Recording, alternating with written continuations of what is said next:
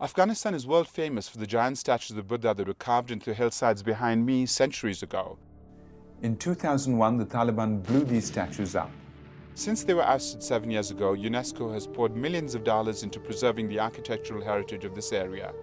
Yet the surrounding community lacks electricity, potable water, and has just one proper hospital. CorpWatch and KPFA traveled by land on the Parwan Road to the remote interior Bamiyan province to investigate what had happened to the ethnic Hazara refugee community. We found that after hundreds of Hazara villages in the surrounding communities were killed by the Taliban in the late 1990s and buried in mass graves, thousands fled to other parts of the country and even as far away as Iran to avoid persecution. Today, many have returned, but as Shah Ali, a peasant who had hidden in Ghazni, explains, they still live a very hard life in villages like Samara because of the lack of any reconstruction projects to provide them with basic services like clean water and electricity. As you can see with my hands, these hands are completely hardened and chapped, different than yours. When the Taliban invaded Bamiyan, my son and I fled during the night to Ghazni.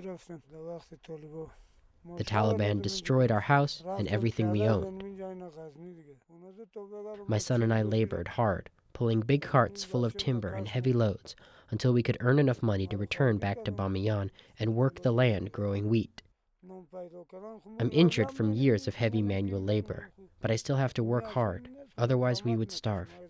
But we still don't own the land. It's still owned by somebody else.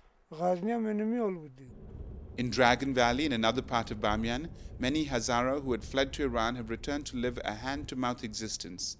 Khadija and Najiba, two women from Kaulang, explained that the government has not helped them. We were happy in Iran. It was good. The weather was warm. We had a good life there. But it was still someone else's country. When the government told us we had to go back home, we wanted to return to start a new life. But they haven't helped us at all. They told us they were going to give us wood, supplies, and doors, but they've given us nothing. No help whatsoever. The government hasn't done anything for us. They just say they will. They just came by once, gave us some water, some clothes, but that's it. They haven't done anything for us. While the women cook and men look for manual labor on construction sites, even children have to work weaving carpets for their families to survive. Abdul Karim, the father of these two children, explains that he returns from the town empty-handed most of the time. We have nothing. No work, no electricity, no help from the government or NGOs. I'm not happy with my life here. As you have seen, everything was destroyed. Right now our situation is so terrible, so of course I have no hope for the future. We returned from Bamiyan to Kabul to ask Mir Ahmed Joinder, a member of the Afghan parliament, why there was no electricity or potable water in Bamiyan.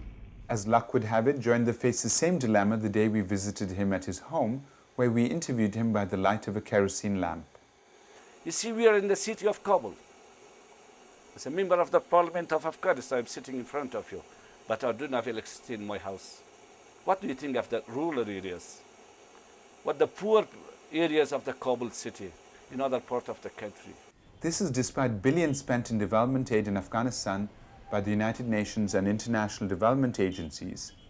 We asked the Deputy Minister for Electricity and Water, Wali Shahruzai, why there was such little progress. Most people call Afghanistan a post-conflict nation, post-conflict. It's like other countries that have had conflicts.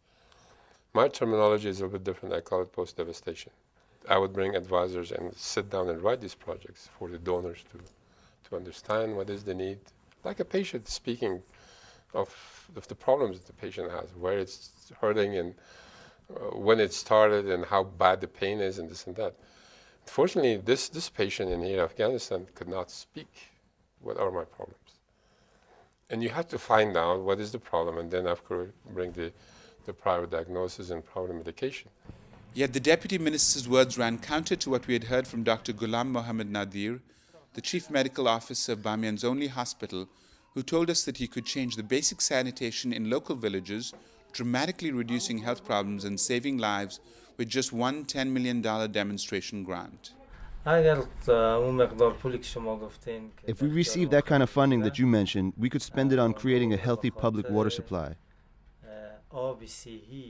I believe having clean water is the most essential aspect to human health and to prevent diseases.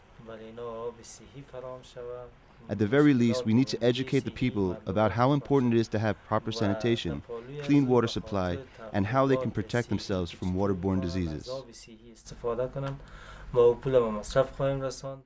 We later discovered that $10 million was a huge sum of money in Bamiyan, the sum total in aid spent in the province over the first 3 years by the US Agency for International Development after the defeat of the Taliban. The money spent in the entire province of Bamiyan is less than 1% of the $1 billion allocated to Afghanistan over the same time period. Most of the money went to places like Kandahar, where the Taliban is very active, or to Helmand to combat the opium drug lords. But because Bamiyan has neither opium nor Taliban, it has been ignored by the US government. The only hope for Bamiyan is a handful of wealthy tourists who journey here to see the site of the exploded Buddhas. For CorpWatch and KPFA, I'm Pratap Chatterjee with Ronald, Nobu, Sakamoto in Afghanistan.